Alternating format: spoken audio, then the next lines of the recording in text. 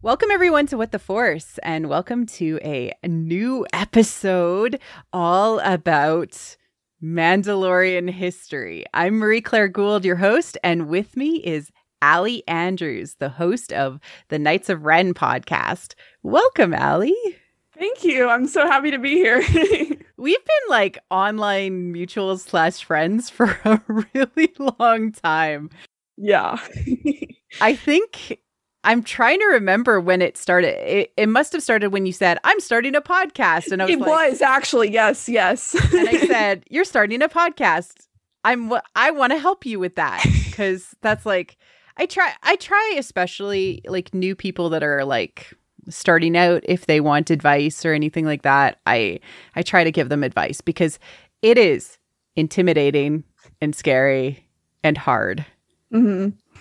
And I gave you some advice right off the bat. And you said I was too loud, and I was like, sorry. No. And it wasn't like an insult. I felt so bad after that. It was all good. It was all good. We had a weird start, but it was fine. Well, it was just because your levels were a little off, right? And and there's tools and techniques. And just like, it's just knowing the thing. So like, if you're ever interested in starting a podcast and you're like, hey, how do I get going?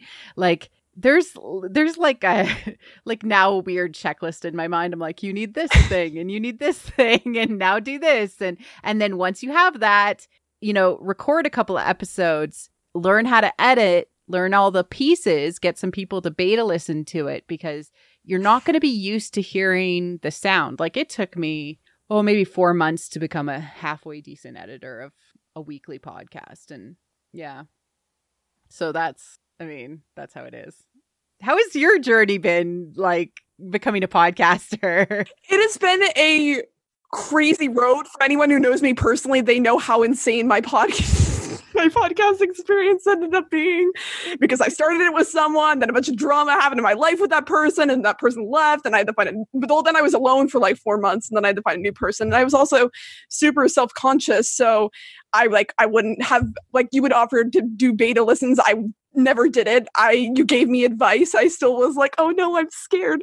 But like, I don't know, it's been weird, but I think I finally, now I'm podcasting with Maria, and it feels great, and I'm excited to keep going, because honestly, those, like, however long it was, 4 months that I was podcasting alone was just super duper awkward.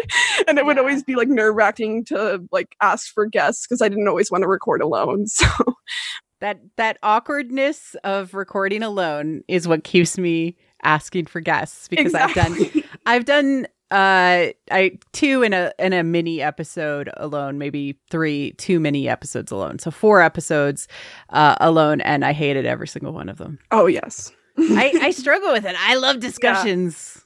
Yeah. So, yeah. Mm-hmm. It's interesting. But we have a history, and we actually met at Celebration, which was so much fun to actually see you in person. Oh my God. I'm so awkward though. Like, everyone who met me knows just how awkward it was to meet me now.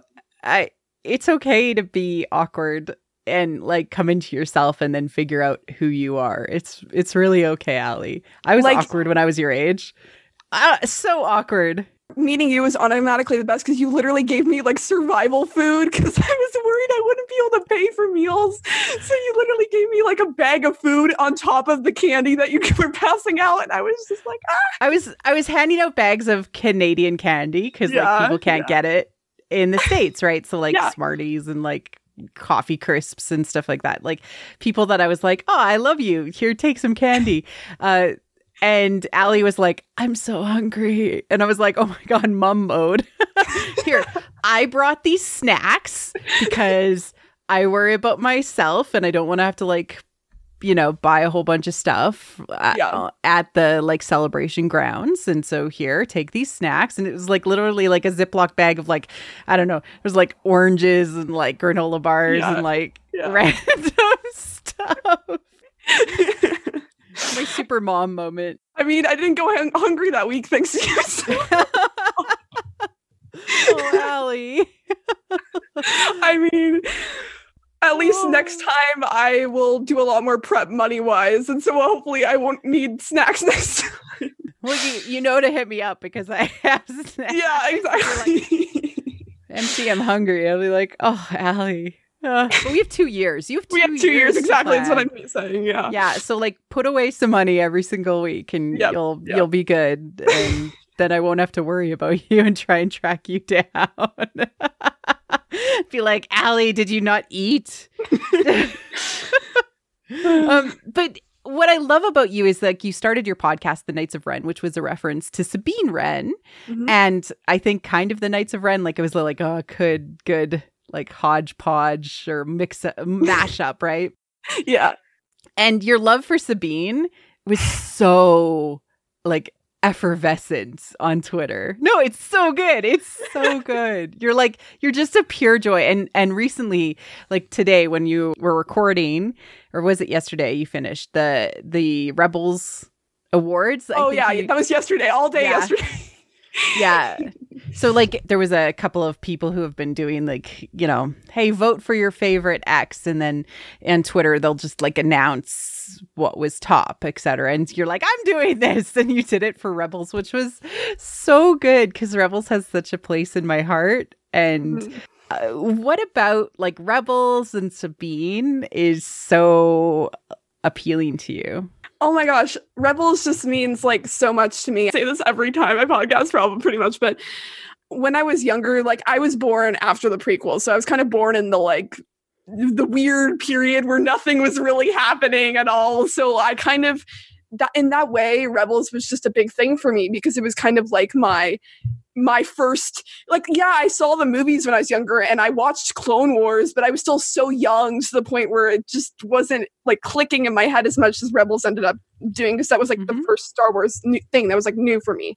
It was just always there for me. Like it started in 2014 when I was 13, and then it ended when I was like 17 or 18. And so it was just in that period of my life that was so like, I was in high school, life was crazy, and it was just always there for me. So that really grew my love for it. And I loved the characters, especially because like with Clone Wars and the films, it's kind of like all pre-established, but like Rebels, you were getting to meet these new characters and they all had different backgrounds that were so interesting, and getting to learn about their stories. And out of all of the characters, I just really connected with Sabine. And I've said this before, but it was not just for the fact that like we ended up being the same age at one point, and I always say that was something that connected to me, but it was also because we both did art, so we were both artists. And then her story in general, I just found it so interesting because growing up, connecting to what we were talking about today, growing up, I always found Mandalorian history and the Mandalorians interesting. I always loved the Mandalorians. And so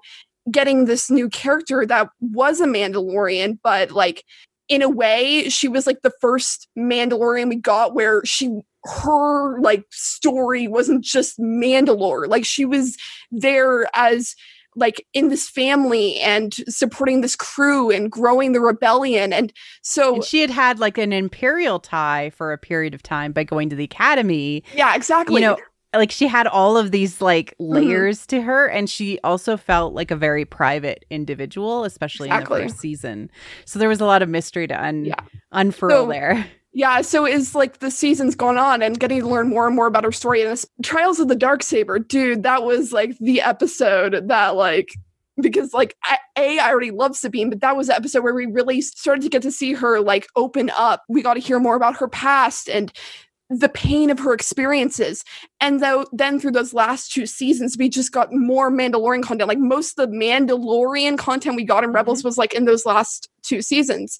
And so it was just so cool to see her growth, her progression, to hear about her past, because it fits so well into, as we're talking about today, Mandalorian history. Like it connects to Mandalorian history. And so I loved her so much. And I could literally, like I have on my podcast, I talked about her for like 2 hours on my own podcast. So I could say so much more, but that's just the general rundown, I guess. We'll link to that particular episode so people can listen to you gush about your love of Sabine, because she is amazing. Yes. I also agree with you. Like Sabine was one of the characters that drew me to the show. Also Hera, because by the time the show was on, I was already a mom.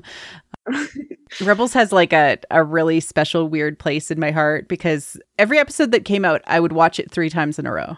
You know? So like, and I would watch it with like myself because couldn't wait. I would watch it with my family, and then I would watch it again the next day. Mm-hmm.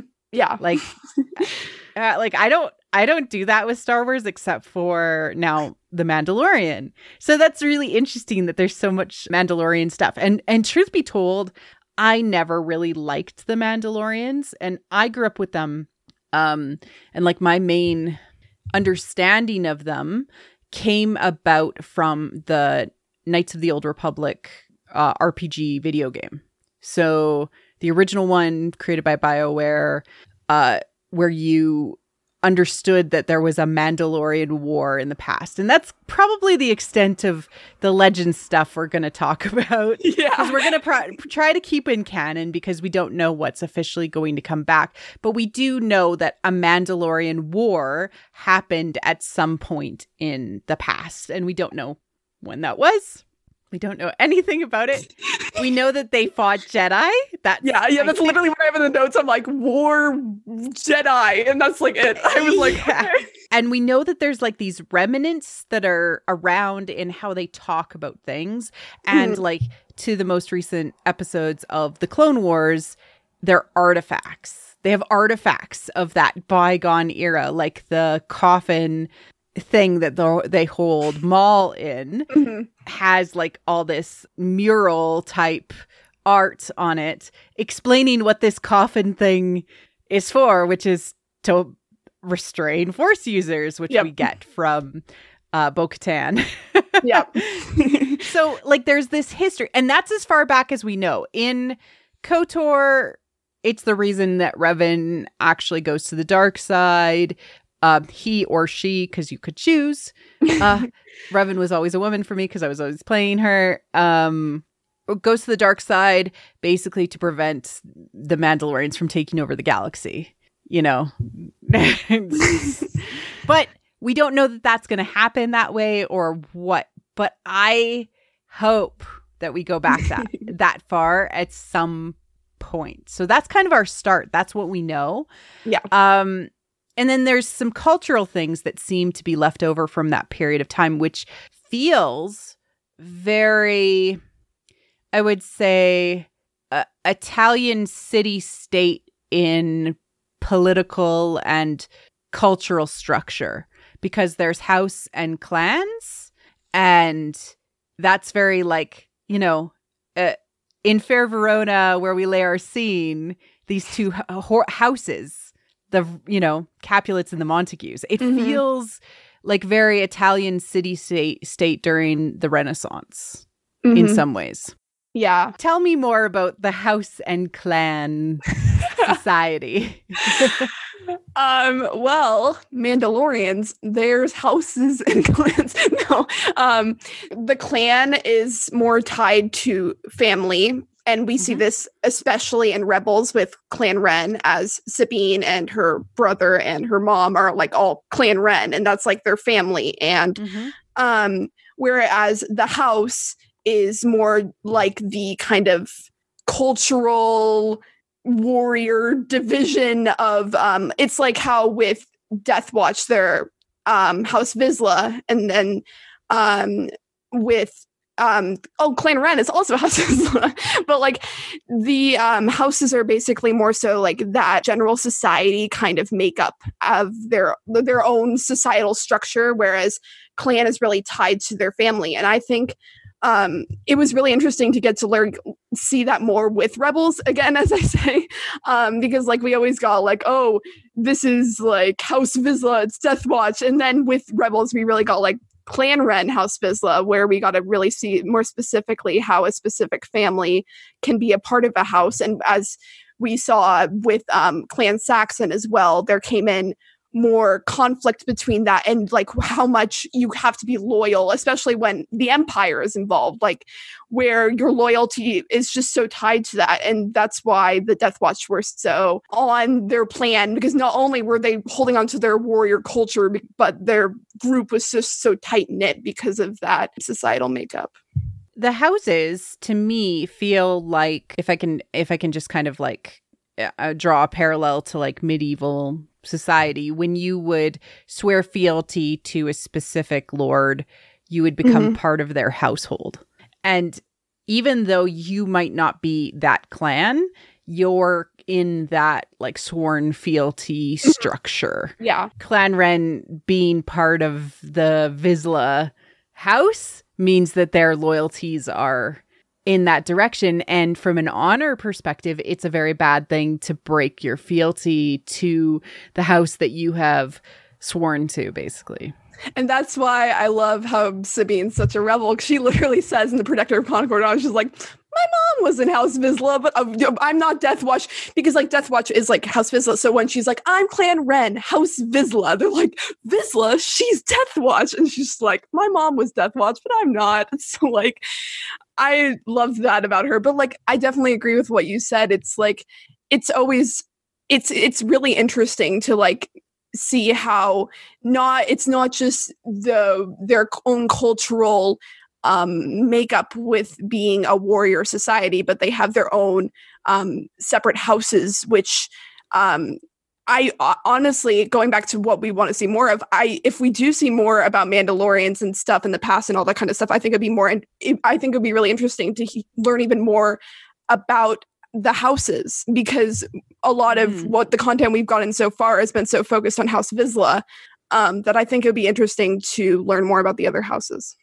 And to like, just because I love crazy politics, like what we get in Shakespeare in, that period of time, like, because, Two Gentlemen of Verona, Romeo and Juliet, all of that is during the Italian city-state structure, which is this, house, who's in charge of the city and who gets the favor from the prince of the city. And that's the kind of political structure that is behind the scenes in those Shakespearean plays. But that was actually like a very, very important period of time for Italy, where, there was a lot of patronage of the arts, a lot of advancement in science and thinking and philosophy.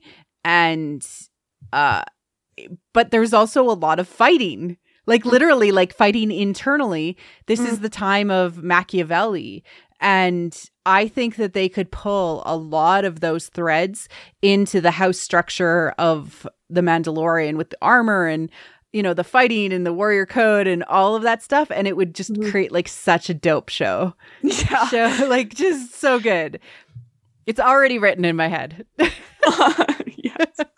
Just based on like real stuff that happened, like there'd be so much inspiration. And there's like, court politics too on top of that, because like sometimes women weren't always warriors, but sometimes they were in the Renaissance, especially. So you could have like courtesans. That would be cool. Okay, so we have our houses and our clans that are the direct family and like their legacy and their name. What is the creed of the Mandalorian? Actually, maybe we should talk about who Mandalore was first. Yeah.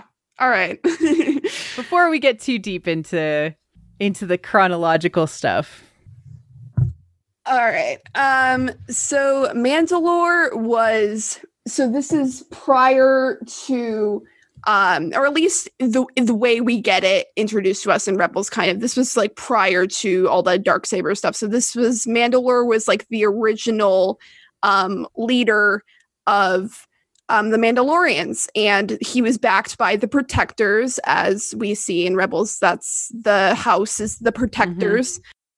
And he was just a guy. Yeah, like that's what I became a leader. Like, what else do I say? Yeah, like no. He was just a leader. He's kind of like how Dooku, Count of Sereno, the original Sereno, was the leader of that planet. And so there's a little bit of that happening in the galaxy, where like the first one to become the major leader of a planet, the planet is like named after them. There's a little bit of that happening in Star Wars. Just I think it's easier that way for them.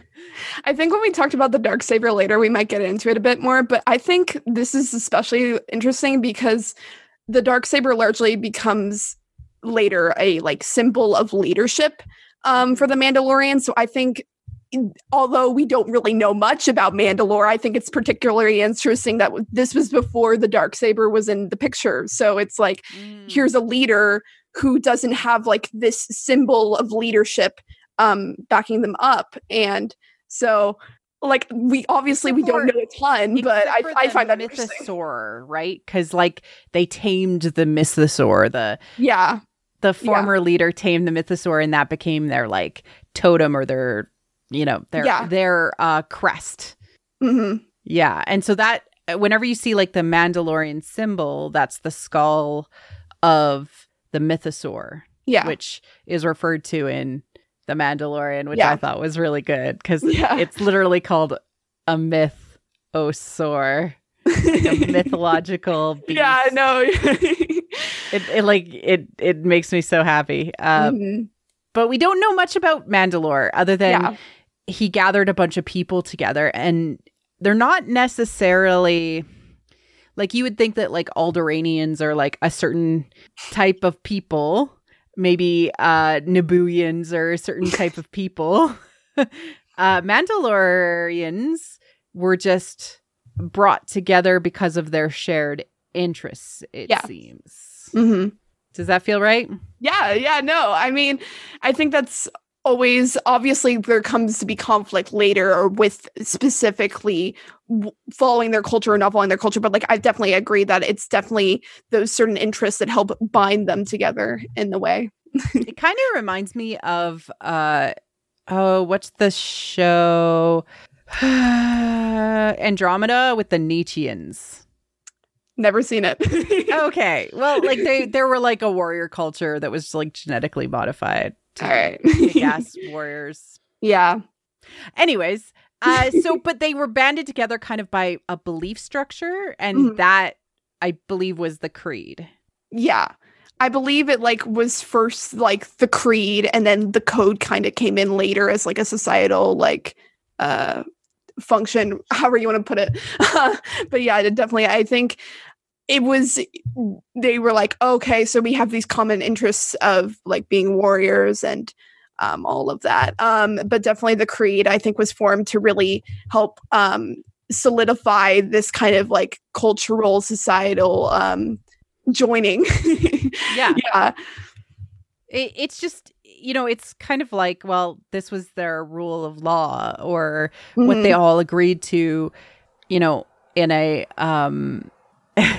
we all buy into society, and so this is what we all agree to exist in this society. Is the creed like documented anywhere? I couldn't find it. That's why like we hear about it in The Mandalorian, and like so that's the only reference point I really could find, but all the other stuff is legends related, I believe, and so I don't know. Yeah, we're not going to go into that. Because it could change. Like that's it could change, that's like one of the reasons why we're not going to be, other than touching on if like, hey, this did exist in Legends, because like even stuff to do with like Jedi trials, there's now a whole TV show associated with Jedi trials, and the trials are not anywhere near the same as the Legends ones. So I believe that the concept of a creed will still exist because it has been brought up.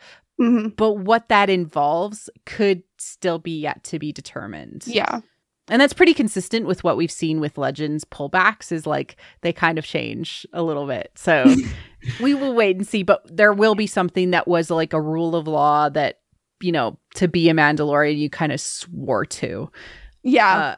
And then the code kind of like solidified that maybe for the warriors themselves, I think a little bit more. Yeah, definitely, especially because the one instance where we get to see it the most clearly in canon is with Sabine challenging Fen Rao. So it's definitely in that right. We see it more as the warrior kind of way of working through things. Yeah. And it's kind of like, I don't know, like for lack of a better reference point, but the 10 things you have to remember in a duel from Hamilton. Of course. Yeah. Like it's like that now. Like that, hey, if you want to take over power, you got to do X. If you've made your word, you've got to live by it, etc. Yeah. And in that episode, in case people haven't seen it, what happens? invokes the code and the Protector of Concord Dawn because she is against what Fenrau did to Hera. Yes. Yeah. She pretty much says, I invoke the code for single combat against I don't remember the exact words, which is kind of embarrassing. Okay. I know like everything in Rebels, but like she basically invokes the code. She's like, I want single combat with a person. They're like, who do you want to challenge? And she's like, Fenrau. So or when Fenrau shows up, she's like, I thought you never ask. I challenge you, Fenrau. You're gonna pay for what you did to Hera. See, I know a lot of Rebels lines. I just don't know all of them. It's okay. Yeah, she basically invokes it in that episode because of how they went to the Protectors to try to get like a God, what do you call it again? A system of passage or whatever you want to call it, hyperspace route. So they could like get past like Imperial supervision and occupancy or whatever. So they basically they tried to link up with them, and they had ties with the Empire, so obviously they were attacked. And then following the attack, Sabine is like, she kind of like gets into her warrior ways where she's like, oh, you have to pay for what you did, like it's all your fault. And that's why throughout this episode you're going to see a lot of Kanan kind of challenging her warrior past, while she also challenges his like Jedi philosophy, which I thought was really, that's why I added them when I did the best duo award. I'm like, come on, like they challenged each other's beliefs, and they continued to throughout the show, which I thought was chaotic and awesome. But yeah, and then she basically invokes the code for that combat to, in her warrior ways, make him pay. Yeah, because something had been broken, basically, and she demanded retribution for that, which is very similar to like the duels we see in Hamilton, not unlike sword fighting duels that you would see in, you know, the Middle Ages, etc. Dueling in general, it was very much an honor-based thing. Something is broken, and so you have to fix it via fighting for your life. Yeah, and actually, speaking of the whole honor thing, I know this is jumping ahead a bit, but like I will talk about Sabine as much as I want to, but this is jumping ahead a bit. But like an example of that is like we see a lot with the Mandalorian ways, and in her duel with Gar Saxon with the Dark Saber, she's like, that might be the Mandalorian way, but it's not my way. Like to kill Gar Saxon when she like disarms him. But she's like, that's maybe the Mandalorian way, but it's not my way. So clearly they have like these, like, she doesn't specifically say it's tied to the Code of Decree, but like they have these like beliefs, and in combat, like it's like what happens, how when Maul is battling Pre Vizsla, like only the strongest shall rule, but like Sabine challenges that in that moment. So it definitely is tied to, I guess, not really honor, but it's tied to that like kind of Mandalorian belief, cultural warrior, whatever you want to call it. But I think like it's definitely their culture. Yeah. So that could be tied to honor in a way. Like Gar Saxon probably believes like you need to fulfill this honor, just like Maul did, of like the warrior way of defeat. If you defeat me, you must kill me, and that's how you will lead. But she challenges that, which is awesome. Yeah. And I like the idea that we've seen kind of how it turns out in some ways, you know, with the Mandalorian, with Rebels, you know, we've seen these hints that things go horribly off the rails.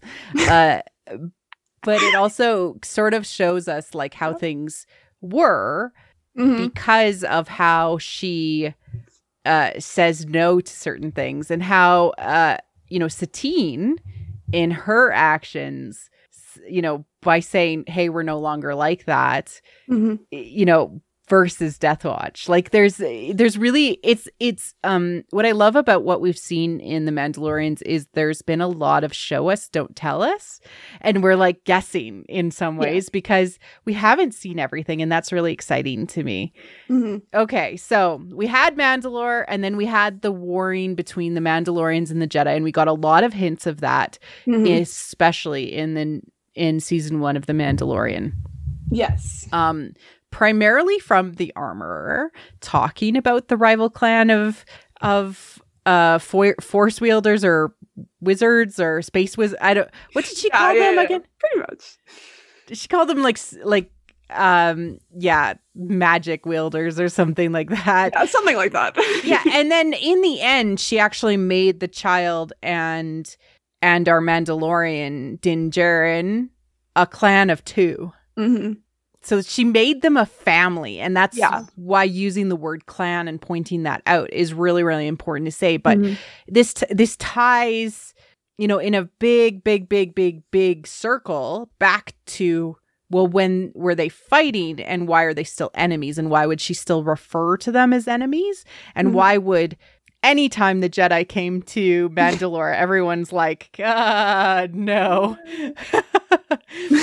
Because there's this history there. Yeah. And a lot of it, as tied to their warrior culture, a lot of what we can infer and stuff is tied to the fact that, like, they saw the Jedi as these magical people who had magical powers. And as a warring society, they're like, we got to challenge that. We got to prove that we are like the worthy ones that can overcome that. So that's definitely, I think, a big factor in all of that. And and like you said, it's awesome that we get to like see more and more. That's, as we've been saying, with each show, with each new thing that's released, we get to like see more hints or learn more, and it all ties in a big circle. So I love that we've been getting to see like more background and hints to things. After this Mandalorian War at some point in the past, so first we had Mandalore, the creator of the Mandalorians and the Creed, and then we had the Mandalorian War,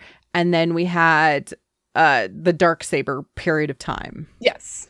Can you tell me a little bit more about that? I literally know nothing about this other than... No, it's all good. Sam Witwer always yells, "That's mine!" on Twitter whenever the Dark Saber shows up on a television show, which I enjoy. No, I'm so excited for when Hasbro releases that Dark Saber toy. It's a toy, but I'll be like, look, I have my own Dark Saber now. Okay, back to the okay.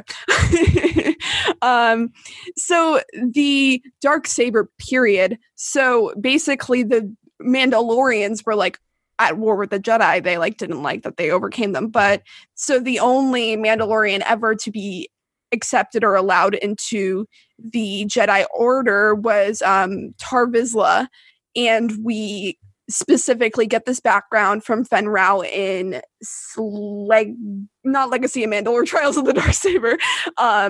So we basically get to learn that he was accepted into the Jedi Order, and while he was there, that's when he developed creative, whatever you want to phrase it as, the Dark Saber. And he was like a Jedi, and everything was great. But then during the fall of the Old Republic, the Mandalorians, they infiltrated the Jedi Temple and they liberated the Dark Saber. And this was, I believe, House Vizsla. And that's how the Dark Saber ends up with Pre-Vizsla, is because it was liberated by House Vizsla. And that's basically the beginning of how the Dark Saber becomes this big symbol, because it's very much like Excalibur, from a feeling perspective, because it represents the leader of the Mandalorian people, and it has that kind of mystical association to it, that he who holds the one true sword, the Dark Saber, will rule, And this isn't specifically said in any property, but I like to kind of think of it as, because they were so at war with the Jedi, that in a way, because they were able to liberate the Dark Saber from the Jedi Temple, they're like, oh wow, it's so powerful because we got it from the Jedi Temple. I don't know, that's just my own little weird thing, but it all ties back to that kind of warrior-esque mindset, I guess. Yeah, definitely. And then, eons passed, 1,000 generations of Jedi. I don't know how long. We don't know. We don't. We don't know how long this period of time between when the Dark Saber was to when the Mandalorian Civil War happened, which is when we entered the pacifist era of the Mandalorians. And we don't know how far in the past that was, do we? We know because Qui-Gon Jinn and Obi-Wan were aiding Duchess Satine, so we know it's definitely like around the prequels, because Obi-Wan was definitely younger here, but like it's so in that probably time-ish period. Post Master and Apprentice. Yeah. Right? Because he's pretty young in Master and Apprentice. I think he's like 17 or 18. Like he's pretty young in Master and Apprentice. And then after that, he's like on the run with Qui. Why haven't we gotten that book? Please. Where like, had you asked me, I would have left. Like, come on. I know, right? Exactly. Like, that's going to be the angstiest story. Why haven't they told that story yet? So she was advocating like socially for social change, and people were trying to kill her for it. Obi-Wan basically is like, they sent bounty hunters after us. We were like always on the run, like doing our best to survive. So it was like definitely, she was trying to promote this pacifist way of living, because she saw, like, you see how much the war, largely because of how much destruction was caused by the war, and we really get to see this in the show about how like the planes were destroyed and they had to live in the dome, whatever they're called, the domes, to like survive and stuff. And we see that quite clearly in Clone Wars. Yeah, at that in the last season. You know, that with the fight on the roof of the dome too, which was really, really cool. And I didn't realize that was literally how badly destroyed the planet was. Yeah, like it's like that. We especially get it. I just rewatched this episode yesterday. Sabine is talking to Ezra in the Heroes of Mandalore, and she literally, Ezra's like, oh, they've done so much to my planet, but like this is like wow. And she's like, yeah, once upon a time these like plains were filled with grass, but I never saw it because all of the destruction that happened with these wars just like destroyed it. And we also get to see with Concord Dawn, like we see it destroyed, and Sabine's like, that's what war's done. Like there's so much we get to see with how much war has affected their world. And I assumed Concord Dawn was destroyed during the Clone Wars.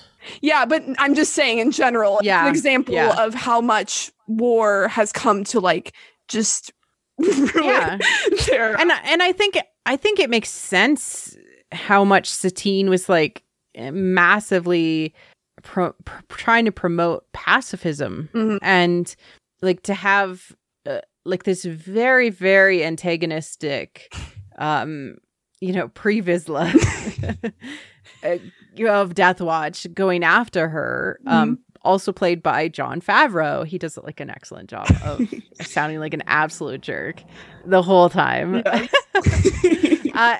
And like I find it really fascinating that he loves the Mandalorians so much, and I want to have the opportunity one day to like sit down and ask him like what about them is so interesting, because I don't know that he's ever explained exactly what about them is so interesting to him.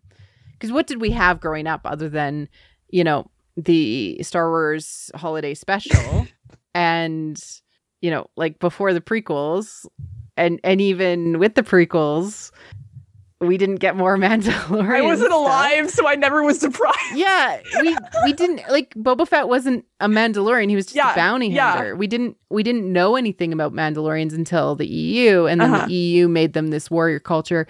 So I'm wondering if that's like where he got all of his love from, or if it's like, you know, kind of his own stories playing Star Wars in his head. You know? Yeah. I don't know. I don't know. I'm really interested in it, but everything that's being built right now is very, very complex and interesting and feels very like Knights in some ways. And there's a lot of that motif happening, especially in The Mandalorian. So it's interesting. So the Mandalorian Civil War happens. Somehow Satine survives with protection of the Jedi, takes over, actually becomes... Is she the queen? She's the Duchess. Right, she's the Duchess. Which is I guess we have a count who's in charge. So there's the Duchess, and then we get the Prime Minister, who's Olmec. And then... it becomes a democratic society. Yeah, pretty much. Yeah, right? Yeah. Okay, so let's take a step back for a quick moo.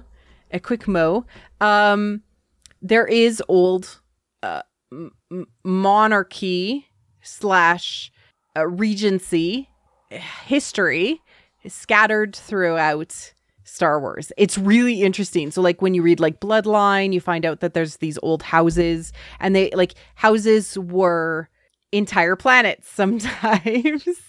and it's just like kind of under the surface, and I'm wondering if they're trying to like pull that out more, because like we have a Count Dooku. We had Leia, who inherited an entire planet and then decided to give it away. Right? Yeah. We have princesses and queens, and like there's this regency type aristocratic layer to Star Wars that we've never really dug into, and the fact that she's still a duchess is interesting, because a duchess is like in medieval times, a duchess would be like sister to the queen or sister to the king. Mm-hmm. So where's the king? Maybe it is part of her pacifism that she doesn't feel like she wants. I don't know. This is all speculation. No, I know. I just find it very interesting because, like, also, like, the Count of Sereno is in charge of the entire planet, and it's a sovereign planet, but he's the count. Mm-hmm. So maybe there is, and this is saving for my future speculation conversation in a little bit, but maybe there is an old imperial type, kingdom type city-state structure, because you weren't actually the king of a city. You were the prince of a city in the city-state structure. So maybe that's what it was, and you kind of named yourself the highest thing, but you never said you were the king, unless you were, like, of course, the Queen of Alderaan, because she's dope. Brea can do whatever the hell she wants. I don't know. It's interesting because I'm like, there's no consistency. So yeah, no, I find it so interesting the way you're trying to like work through all that kind of stuff. Like it's like, because we have like a timeline here, but like there's still so much like opportunity to like look at other to what am I even saying? To like try to like figure out they could fill in a lot of political history and make it really interesting, in my opinion. Yeah. Like, get some cool political writers. Have Aaron Sorkin write, no, just kidding. No, like, if I was like, honestly, I'm not doing like an English major, but if somebody any day came up and wanted me to do a Sabine Wren or a Mandalorian novel, I'm on board. So like, yeah, it's definitely you filled exactly what I was trying to say. Like, you can fill in so many like gaps, or you can speculate so much about why certain things are the way they are. And I love that. Yeah. And then, we see this during the Clone Wars, the pacifism that they have, the new Mandalorians that they have, so hard to fought to no longer fight, literally fought to no longer fight. Are being challenged from the moon of Concordia, where Death Watch lives, which is this like remnant of the old way. And to me, this feels a lot like, I don't know, to tie to the US, I'm sorry, but like the remnants of people that are like left over from the the Confederacy, like, yeah. But just like that, they still want to have certain things their way, and even though they quote unquote were defeated, they're still around. Yeah, like, at least their even in Clone Wars, Duchess, or why am I calling her Duchess?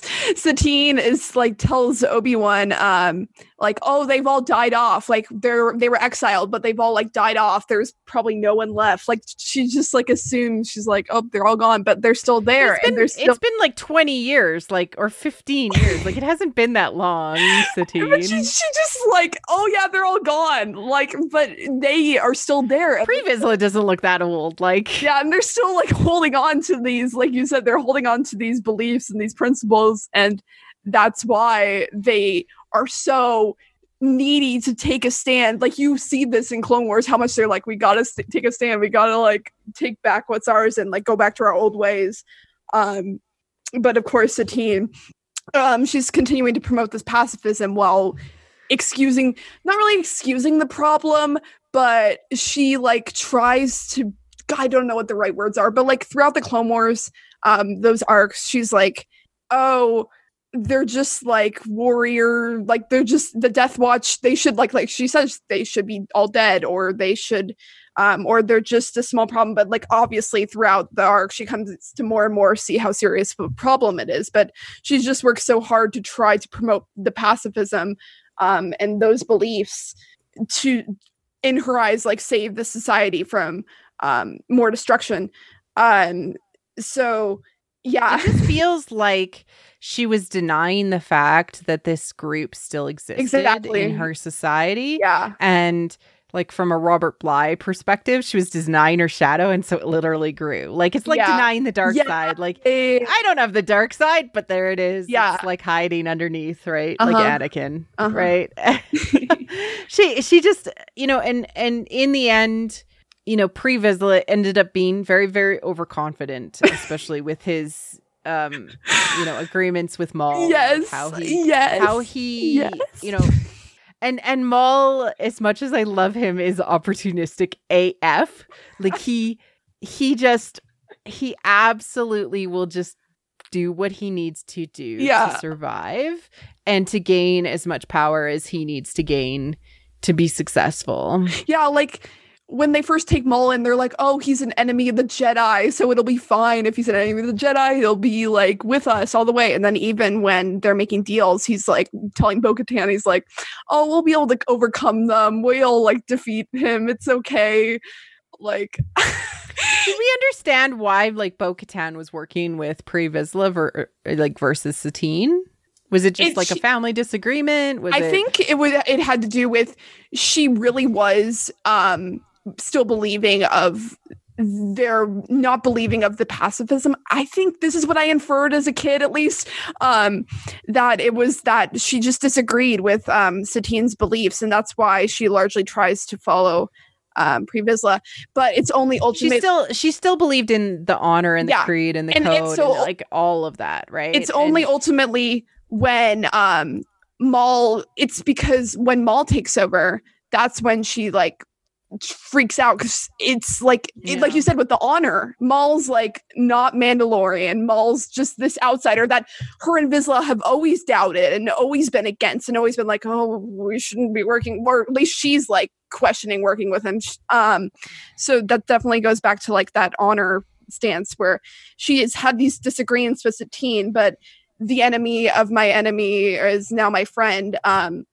Because ultimately, once that power dynamic shifts, she can work past those ways to at least be okay with Satine, because at least has more of that. Like, you know what I mean? Yeah, absolutely. And like Satine is still her sister, and so like I don't think she ever wanted Satine to die.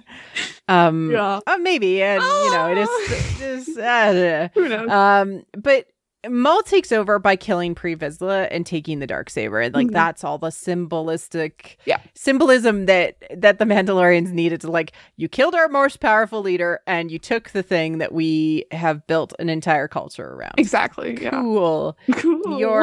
Plus he also brought with him the crime syndicates that he had also built up along the way. That whole episode is so cool. I just have to say that episode where they're building the Shadow Collective crime, oh, so cool. When they go to like the different systems and they're recruiting, I just that was a cool episode. And yeah, as you were saying, like, it's all the symbolism, but to a point, like I said with Bo-Katan, there are those people who still see like how Maul's not Mandalorian. Maul is, even though so there's like the difference in point of view, I think, because it's like, yes, he took the Dark Saber and he overcame his opponent, but then there's still the fact that he's like not Mandalorian, that he's an outsider. So I definitely think that's why there was that division in that moment. And yeah. So then it came down to like, do you believe that, the Mandalorian people / creed is the most important thing, or is it the thing that the person can pretend to be exactly, yeah, and fulfill? Yeah. Right? So that's where the complexity comes in. And because Clone Wars season 7 with the Siege of Mandalore, because the Republic was there to get Maul, they stayed there when Order 66 happened and the Republic became the Empire, thus the Imperials took over. Well, yeah. So following the end of the Clone Wars, I don't remember what content we learned this in, but following the end of the Clone Wars, Bo-Katan was basically like regent. She was like the leader, basically. But it's in Rebels, I believe she says. She basically like refused to follow the Emperor or like bow down to him. So then basically... Well, she was definitely in charge at the end of the Clone Wars. Yeah, but that's allowed Gar Saxon to kind of step in because of the way she like disagrees and doesn't want to follow the Emperor. Then Gar Saxon is able to like make this deal and become like the Imperial Viceroy of Mandalore. Yeah. Yep. Viceroy, another title that is used a bit in Star Wars. The Viceroy of the Trade Federation. Yep. All right. And a Viceroy is just like another term for somebody in charge. Lots of titles. Cool. Lots of titles that kind of all mean the same thing, except if out of Star Wars, because they mean different things then. Yeah.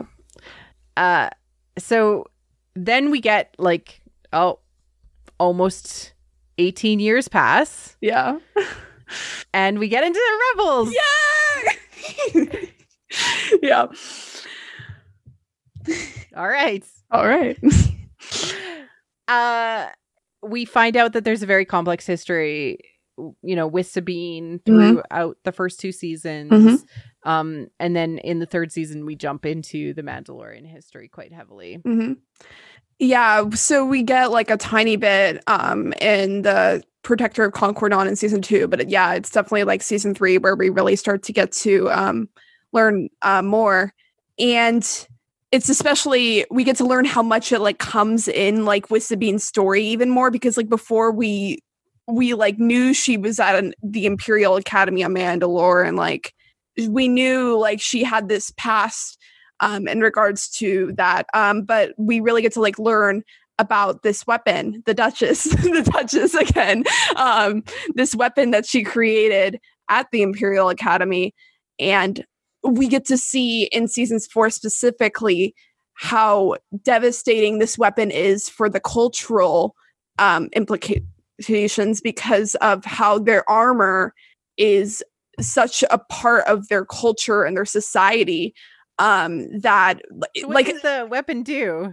The weapon basically, I don't really know the scientific way of saying it. It basically targets Mandalorian armor and it basically disintegrates you. Quite dark.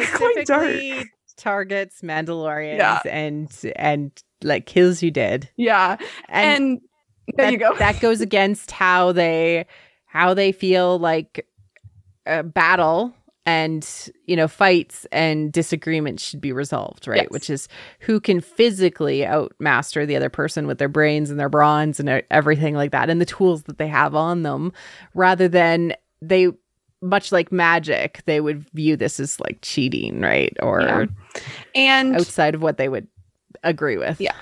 And we get to like learn, like when she has a confrontation with Bo-Katan, she's like, you're a Mandalorian, like, where's your honor? Like, why would you do something like this? And then it goes back to kind of their like warrior kind of, she was like, I was challenged. It was a challenge and I accepted the challenge. And she's like, yeah, yes, I do regret it now. And I see how bad it is. Like, we get to see how much she is just like, it's such a bad time in her life for her, and just the creation at all. She regrets it so much. But it goes back to like that warrior kind of, I was challenged and I made it. And then I don't know how much I could talk so much. I don't know what do you want to keep doing? You want me to keep going? Well, I think, where do we end off with the Mandalorians? We have Bo-Katan, and Sabine has given her the Dark Saber to rule again, basically. Like that's what we end off Rebels knowing happens. So I'll just quickly touch on the other things I like touching on. With the Sabine obviously gets the Dark Saber from Maul via the episode with the Night Sisters. And ultimately they encourage her to take, because it is a symbol of leadership, they encourage her. This is the only point where I got really kind of annoyed with her. She's like, oh, we can recruit the Mandalorian, Sabine, you should lead them. Like, come on, Hera, like, all right. But as it's seen as like that symbol, they like, Fenn Rau's like, oh, Sabine can lead an army of Mandalorians. And so that's obviously how that comes into play. And then ultimately Sabine believes that she's like, I'm not Mandalore's ruler.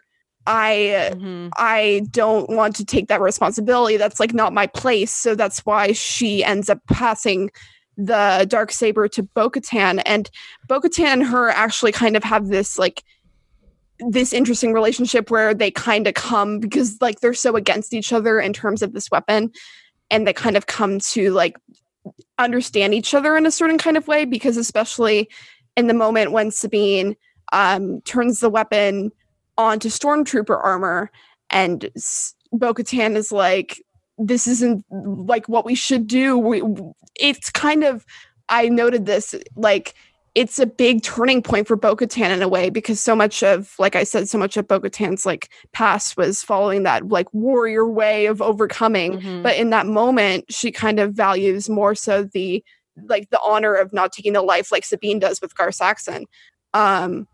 So I really love that moment between them, and how ultimately they're like, for Mandalore, and they destroy the weapon together. And then ultimately Bo-Katan does come to claim the Dark Saber. And it's Rebel. I just love how much Rebels got to see the growth of Bo-Katan in that way. Yeah, and both characters too, because Sabine realizes like she's not going to be the ruler of Mandalore, even though Space Mom, Hera, what were you thinking? Wanted her to be, out of some sort of convenience to the Rebel Alliance. Yeah, a little like, oh, Hera, why? Boy. But she stays on Lothal and helps, Lothal survive, and helps her family survive within that. And then we don't know what happens until this upstart little show called The Mandalorian. Okay. When the Dark Saber popped up, you guys know how much I love Mandalorians. I've been saying it a lot today. Holy crap. I freaked out so much, especially because it's like that big.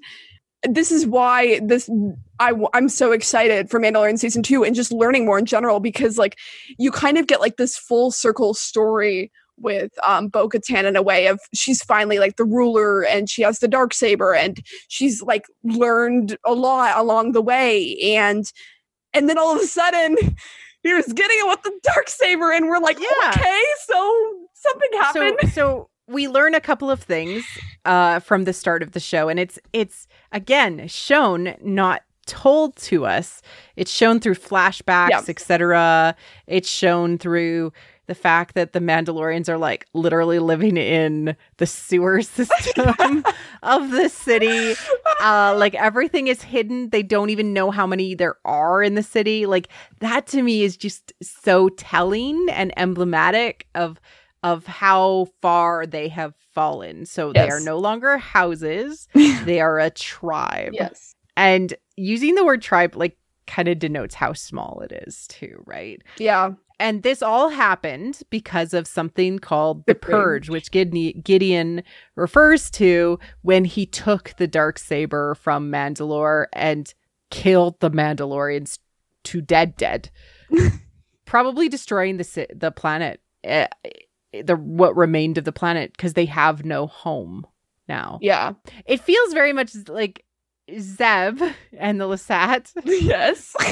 In that, like, you know, this seemed to happen. Yeah. Where the Empire would come in and commit a genocide of a people. Pretty much. And, like, it's like, you can't do what we want, so we're going to kill you. Yeah. And that happened. Gideon actually was, like, supposed to have been executed for war crimes. I have never heard those words in Star Wars. Ever. Yeah. So that was like to give us a good idea of how serious everything was. Plus, he has the Dark Saber. He cut his own tie open with the Dark Saber appeared. He's like, I'm cool and I've got the Dark Saber. And everybody freaked out. Yes.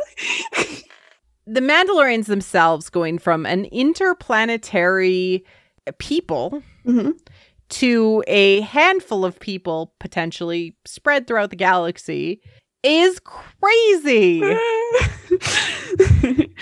Yeah. I mean, that's crazy.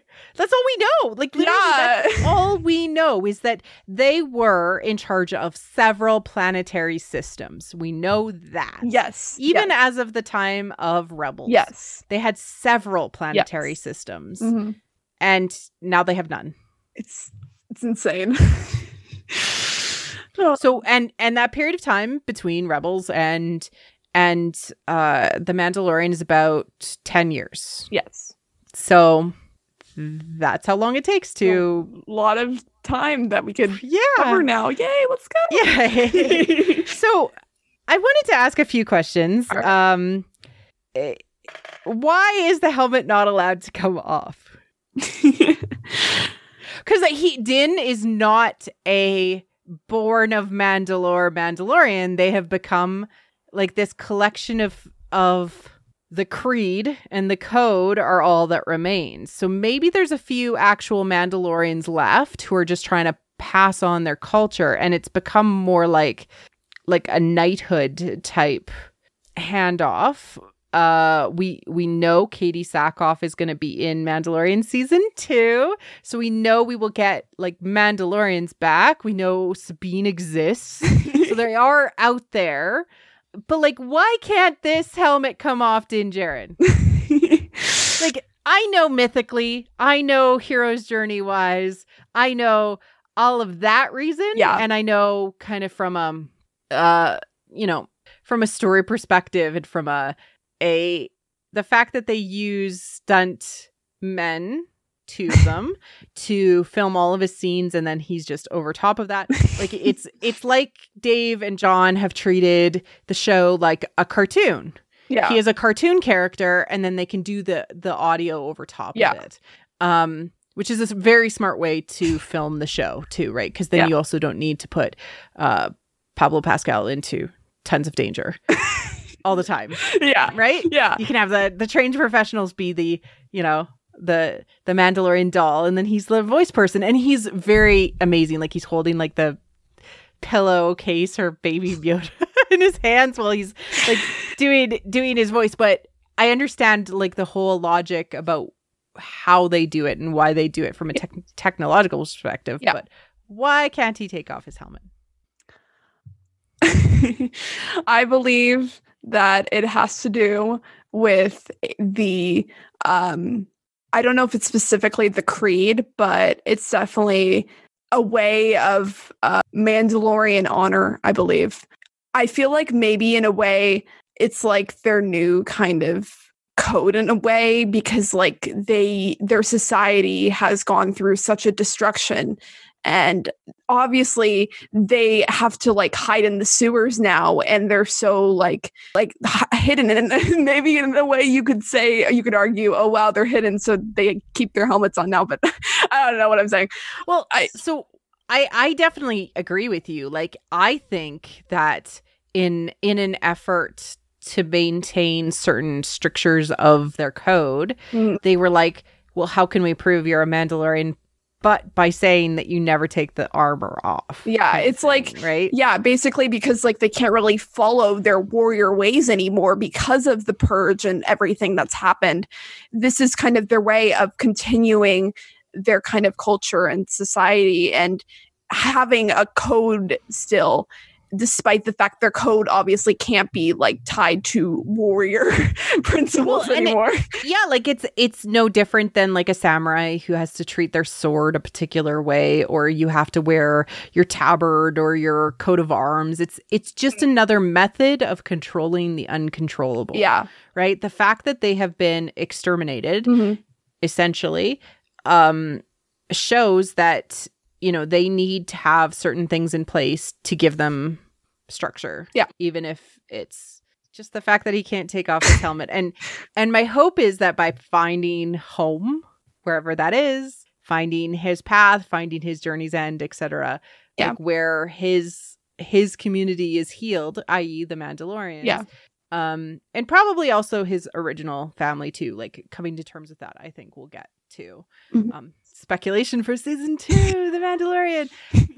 Something along those lines would be very apropos of the hero's journey, which I have been saying all along has been going on and has been triply confirmed in the gallery episode. Yes. So, Yes. Yeah. Yes. little high five. Yep.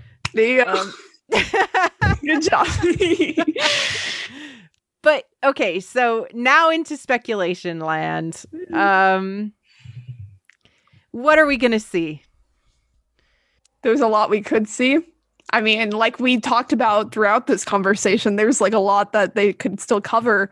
There's a lot of pockets. There's a lot, not just regarding the time periods, but obviously their culture and stuff. There's still so much they could like build upon. And so then let me reframe this.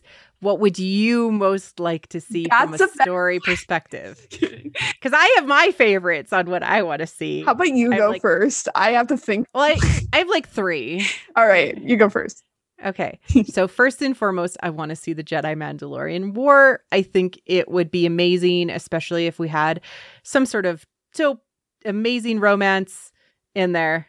Because I love that stuff. Yes. I love it. Yes. I love it so much. Have people wrote fics? If so, I need to find them. I never thought about that. Honestly. I think I could totally write a city-state like fic. Like, no, seriously, like all about the structure and stuff. Yeah, and then, you know, how it turns into the war. Yeah. So that I want to see it as much as I want to see the Jedi and the Sith split. Like, yeah. I think that is going to be a very, very powerful period of time. And I think if we get enough of the history in The Mandalorian Season 2, they announce a movie series that is set with the Mandalorian Jedi War, people would come droves out. Like three movies. Oh my God, Mandalorian Jedi War. Please. Right? Yes. Yes. Yes? Yes. Okay. My number 2. I would like a book or a comic series or a cartoon about Obi-Wan and Anakin, or Obi-Wan and Qui-Gon and Satine. Yes. Yes. I want something. Yes. I'm actually going to be okay with it also if it's the Obi-Wan show and it flashes back to the past. I think that would be amazing. That is a good point. Yes. Because they could cast Satine and they could age down Ewan. Yeah. And I don't know if you've seen Liam Neeson. Oh, yes, yes. Like, they could just use Liam Neeson because, like, he's not that different.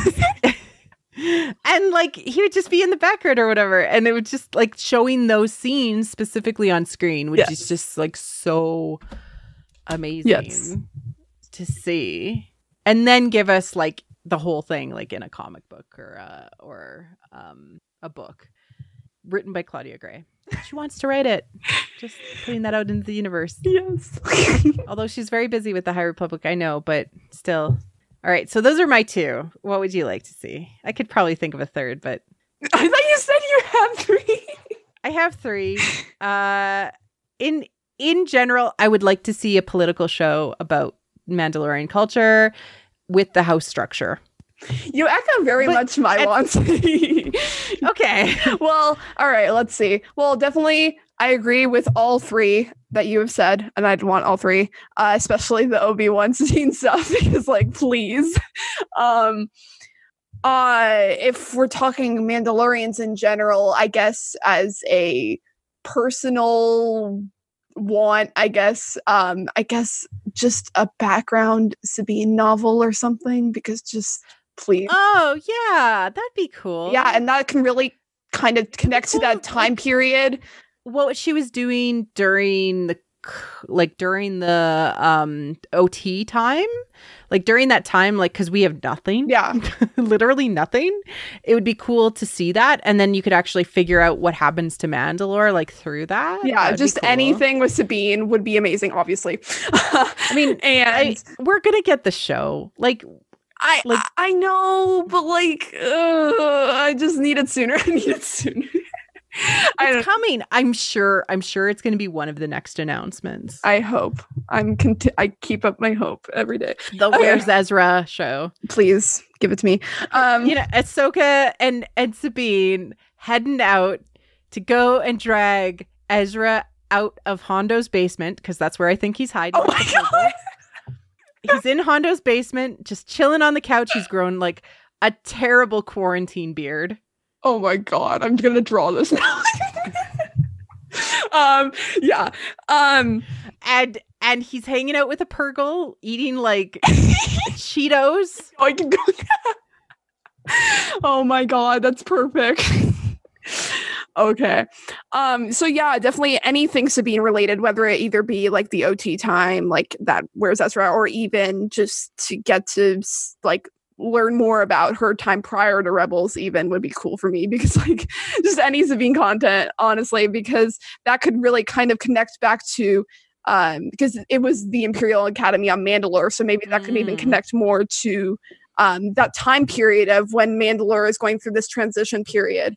Especially because Ursa Wren also talks a lot about how, like, because Saxon was like with the Empire, it's like we had to like swear loyalty or Clan Wren would be destroyed. It's like that time period where like that shift is occurring, I think would be interesting. Yeah, so Sabine, obviously, that's one of mine. Yeah. Obi-Wan and Satine. And then I definitely just agree with all you said, like either something that touches a lot on like the culture and the clan house kind of stuff. Mm-hmm. Like I said, there's so much they could do. I love Mandalorians, so like I'd be cool with honestly anything they do, but those are definitely my top two. Awesome. All right. I think we've done a good job. What are you interested in seeing from a Mandalorian history? Because there is literally so much to play with. Actually, I would love to see, I just had, in this last little while, Maggie Novakowska on the podcast, and she talked about early history of Star Wars and how much the universe was theirs to just create and understand and do things in. And we're very much at that point with Mandalorians. Like, if you're interested in writing some cool exploratory fanfic about like houses and the warrior culture, but also like how it could tie into one thing that we didn't really bring up was that there is this underlayer of creation of art and creativity. Yes. That is also part of the culture. Mm-hmm. And I should probably like frame that. And to me, that's why the Renaissance period especially of Italy is very, very prominent and could be used as a semi-template to talk about the houses. Because that was also the thing. Even though there was constantly fighting in the streets, houses fighting each other, and then, whoever was in charge of the city was like, stab it. Or you're in favor, or you're out of favor, or you can't come to court today. There was also this patron art structure that happened too, where like Leonardo da Vinci was patroned to create art. Mm-hmm. You could have both. And that would create such an interesting culture with this threat of the Jedi thinking that maybe your way is wrong. I also think, going off of creation of art, that also kind of goes back to armor in a way. because even though Sabine's the only one who really goes full out crazy with art on armor, their armor still has such a significance, and it's like they forge it to their liking, like Sabine says, but like it still has that historical ties as well as like just the significance within their society, and the way that it's passed down really helps show that history as well. Yeah, I'm just excited for more, and as somebody who couldn't have cared less about Mandalorians, before, like, except for the fact that Sabine was one and Satine came from them, and I love those characters. The Mandalorian has turned me into a total Mandalorian. Yay, I'm so glad. No, and I'm interested to know more, and I want to have it be rich and delicious to dig into, especially from a political perspective. I loved what we got in Rebels, and I feel like that's just kind of the tip of the iceberg that they were playing with for that period of time. So I hope we get something rich and beautiful, and then I hope it is based on the city state structure, because I'm like, I've read The Prince. I can go. Yeah. Home reading, Machiavelli's The Prince. There you go. If you want to catch up. All right. Allie, this is so much fun. Thanks for coming on What the Force. Oh my God, thank you so much. I literally was waiting for the day you would ask me. I was so excited to do this. Honestly, I am so grateful. Thank you so much. And the next time that we have a something cool Mandalorian come out, I'm gonna grab you back because you're awesome. All right, thank you. All right, Allie, where can people find you if they're looking for you and everything that you do? All right, I am on Twitter at Allie_M_Andrews. You can also follow my podcast on Twitter at Knights of Ren, and our podcast can be found on iTunes or podcast.com. And other than that, I do art, I do commissions if people want them. No one's requested one in a long time, but if you want a commission, hey, I do art. But yeah, that's pretty much me. Thank you again. Cheers. Thank you for listening to What the Force. I'm Marie-Claire Gould, your host. Our music is the What the Force theme, orchestral music by Christy Carew for What the Force. We have a Patreon at patreon.com/whattheforce. We would like to thank all our patrons, especially those who love and are obsessed with What the Force: Brad, Cheryl Bell, Melody, Night Huntress in Wild Space, Susan, Felicia, How Rude, Anna Perez, Macau Mum, Neil, and James. Make sure to like and subscribe on YouTube or leave a 5-star review on iTunes or other podcast apps. It helps others find the show. You can connect with us on Twitter at What the Force Show, What the Force Podcast on Facebook, or our website, whattheforce.ca, or on our new Discord. The links are in the liner notes. Feel free to reach out and start a conversation. Cheers.